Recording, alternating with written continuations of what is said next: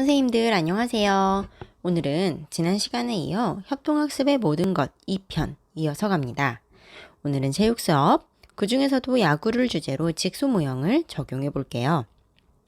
오늘의 이야기는 고2 체육 선생님 최쌤의 이야기입니다. 모든 과목이 다 그렇겠지만 체육은 특히 체육이라는 과목에 대한 학생들의 인식이 수행 기능에 미치는 영향이 커서 어떻게 해야 학생들이 체육을 즐겁게 느끼면서도 열심히 참여해서 기능 향상도 할 수 있을까 고민을 많이 했다. 그러다 전직 야구 코치셨던 이 선생님과 연구 끝에 직소 협동학습을 야구에 적용하는 수업을 고안하게 되었다. 수업은 10차시에 걸쳐 이루어진다. 첫 시간에는 먼저 야구 지식과 기능을 이해하고 수업을 소개하기 위해 야구 비디오를 시청했다.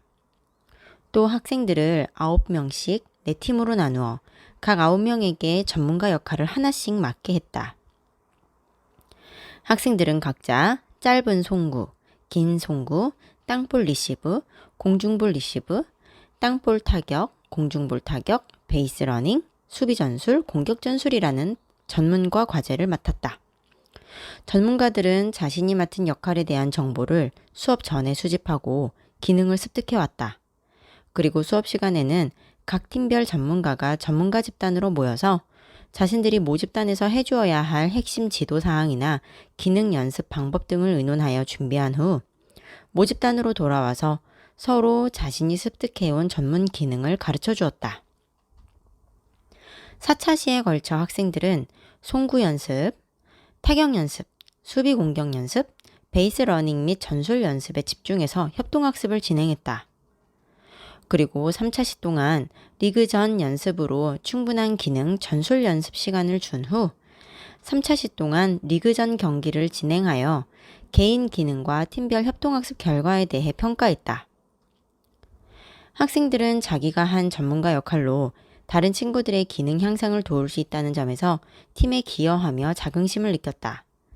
또 전문가 역할을 하면서 친구들을 잘 알려주기 위해 연습하고 연구하다 보니 자신의 운동 기능과 경기력도 크게 향상되었다고 말해주었다. 또 선생님에게 질문을 하거나 개인 피드백 받기를 어려워했던 학생도 동료 전문가에게 배우며 스스로 배우는 재미를 느끼는 모습을 관찰할 수 있었다. 다만 팀별로 전문가가 얼마나 준비를 많이 해왔느냐에 따라 같은 전문가여도 팀 전체의 기능 향상 정도의 차이가 많이 났다. 그런 점에서 기능 및 경기력 향상의 주요 원인은 전문가들이 제공한 정보의 양에 있다는 점을 발견하게 되었다. 또 전문가가 열심히는 했지만 잘못 알려준 부분이 있으면 팀원 전체가 잘못된 정보와 자세로 기능 습득을 하게 된다는 점이 안타까웠다. 오늘의 이야기는 직소 협동학습 모형의 체육 수업 적용 사례 연구에서 이루어진 수업 사례를 이야기로 만든 것입니다. 오늘은 지난 시간에 다룬 공동수행 자체에 의의가 있는 모형, 다음으로 전문가가 있는 유형인 직소 모형을 알아보겠습니다. 전문가가 있는 모형, 직소 모형. 직소 모형은 1, 2, 3, 4까지 발전합니다. 복잡해 보이지만 복잡하지 않아요. 기본이 되는 직소 1 모형에 한두 가지씩 추가해서 발전해 나가니 가벼운 마음으로 살펴보죠. 먼저 직소라는 의미는 영어의 직소 퍼즐 할 때의 그 직소예요. 퍼즐 조각을 말하죠. 한 모둠을 하나의 큰 퍼즐이라고 봤을 때 학생 한 명 한 명이 퍼즐 조각이 되어 하나의 그림을 완성하는 것처럼 자기만의 전문 분야를 갖는 모형입니다. 직소 1은 이런 절차로 이루어져요. 모집단을 구성해서 그 안에서 전문과 과제를 분담하여 전문가 역할을 맡습니다. 그 후에 같은 부분을 담당한 학생끼리 모여서 토의 학습하면서 전문가가 되죠. 그리고 원래 있던 모집단으로 다시 가서 다시 모인 모든 친구들과 협동학습으로 자기가 공부해온 내용을 각자 알려주는 거예요. 그리고 개별 평가 후에 개인 점수를 부여합니다. 직소 1은 각자 전문가로서 알아온 내용을 모둠으로 돌아와서 협동해서 공부하기는 하지만 개인 평가로 끝나요. 그래서 나온 것이 직소 2입니다. 직소 2 모형은요, 직소 1에 스테드 방식을 더한 모형입니다. 스테드 방식이란 뒤에서 스테드 모형으로 자세히 알아보겠지만 간단히 말하면 개인별 향상 점수에 팀 점수를 반영해서 집단 보상을 하는 거예요. 또 자기 부분만 학습했던 직소 1과 달리 단원 전체를 공부해야 하죠. 절차는 이렇습니다. 모집단을 구성해서 전문가 과제를 분담하죠. 하지만 각자 전문가 집단 학습을 하기 전에 모든 학생들이 자기 분담 주제를 중심으로 전체 내용을 학습합니다. 그 후에 전문가 집단에서 학습을 하고 모집단으로 복귀해서 협동학습을 하죠. 평가 후에는 개인별 향상 점수와 팀 점수를 산출해서 보상해요. 직소 2의 효과는 직소 1보다 개별 책무성이 강화된다는 거예요. 팀원에게 알려주기는 하지만 자기 점수만 받는 직소 1보다는 팀 보상이 있으니 상호 의존성이 높아지죠. 또 자기 전문 분야를 포함해서 전체 내용을 학습할 기회를 제공한다는 점에서도 보다 완전 학습에 가까워질 수 있겠죠. 직소 3 모형은 직소 2 모형에 평가 대비를 위한 학습 시간이 추가돼요. 그러니까 직소 1 기본 모형의 스테드 방식, 즉 개별 향상 점수, 팀 점수를 산출해서 집단 보상하는 스테드 방식이요. 거기에 평가 전 학습 시간을 제공하는 거예요. 절차는 이렇습니다. 모집단을 구성해서 전문가 과제를 분담해요. 전문가 집단 학습을 하고 모집단으로 돌아와서 협동학습을 하죠. 그 후에 평가를 본격적으로 하기 전에 평가 유예 기간을 갖습니다. 바로 평가 대비를 위한 학습 시간을 제공하는 거예요. 오늘 이야기에서 최쌤은 전문가 학생들이 서로 기능을 알려주고 집중 연습을 하는 시간을 4시간 주고 평가인 팀별 리그전을 본격적으로 하기 전에 리그전 연습, 기능 연습 시간을 3시간 동안 3차시 동안 갖도록 했죠.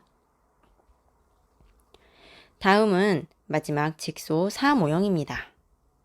직소 4 모형은 전체 수업 내용에 대한 소개 단계, 또 전문가 집단 학습 시 전문 과제에 대한 평가 단계, 또 개별 평가 전에 모집단 구성원의 전체 학습 과제에 대한 평가 단계가 추가됩니다. 평가가 좀 많아졌죠? 그리고 개별 평가 후에는 부족한 부분을 재교수하는 단계도 추가되죠. 다시 꼼꼼하게 살펴볼게요.